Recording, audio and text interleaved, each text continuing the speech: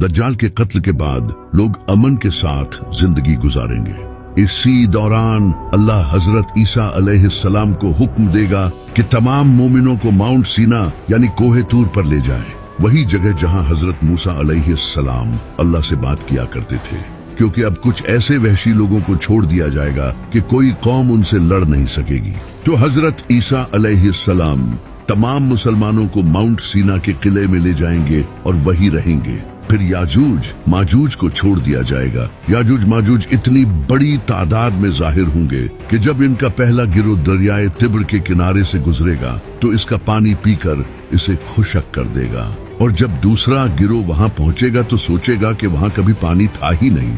वो चूंटियों और टिड्डियों की तरह चारों तरफ फैल जाएंगे और जमीन पर तबाही मचाएंगे। जमीन पर हंगामा और कत्ल गारत करने के बाद वो कहेंगे, हमने जमीन की तमाम मखलूकों को कत्ल कर दिया है, अब हम आसमान वालों को मार डालेंगे। और फिर वो आसमान की तरफ तीर चलाएंगे।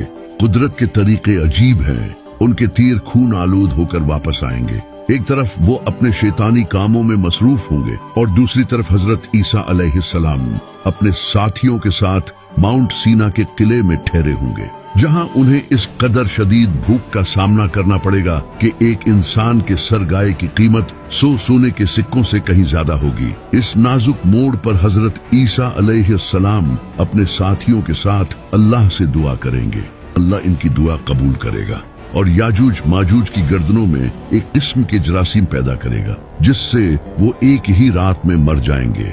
याजूज माजूज के खात्मे के बाद हजरत ईसा अलैहिस्सलाम और इनके साथी माउंट सीना से नीचे उतरेंगे और देखेंगे कि सारी जमीन इनकी लाशों और बदबू से भरी होगी। वो फिर अपने साथियों के साथ अल्लाह से दुआ करेंगे।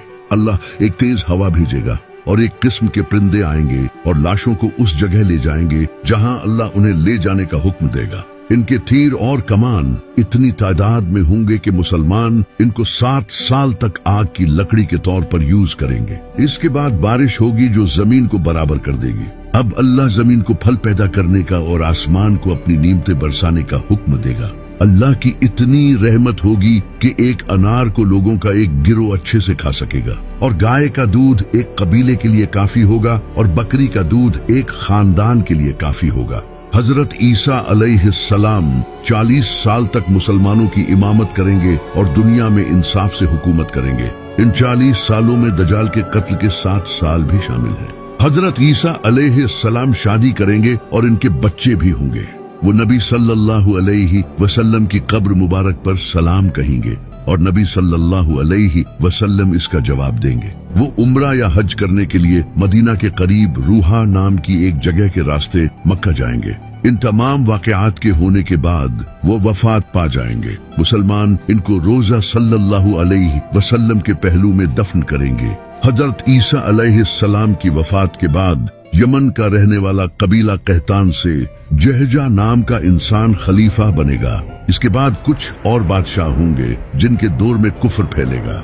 इस दौरान एक घर मगरिब में और दूसरा मशरिक में जमीन में धंस जाएगा, जहां तकदीर के मुनकर रहते होंगे। फिर एक अजीब किस्म का धुआं आसमान से नीचे जमीन तक पूरी दुनिया को सियाह करता हुआ नजर आएगा। ये 40 दिन तक जारी रहेगा और मोमिनों को ठंडा करेगा और काफिरों और मुनाफिकों को बेहोश कर देगा। कुछ एक दिन बाद होश में आ जाएंगे, कुछ 2 दिन बाद और कुछ 3 दिन बाद, और फिर जुल्हज के महीने में एक रात कुर्बानी के दिन के बाद आएगी जो इतनी लंबी होगी कि बच्चे रोने और नूहा करने लगेंगे।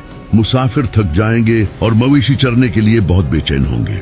लोग रोएंगे और माफी मांगेंगे। आखिरकार सूरज तकरीबन 3 या 4 रातों के बाद मगरिब से तुलू होगा। जैसे चांद ग्रहण बेचैनी की हालत में हल्की सी रोशनी डालता है, ये आसमान के दरमियान तक जाएगा और फिर वापस मगरिब में गरूब हो जाएगा। इसके बाद सूरज हर रोज मशरिक में तलू होगा। क़यामत की इस निशानी के जाहिर होने के साथ ही तौबा के दरवाजे सब पर बंद हो जाएंगे। काफिरों का कुफर को छोड़ना और गुनहगारों की गुनाहों से तौबा कबूल नहीं होगी और इस्लाम कबूल करना भी कबूल नहीं होगा।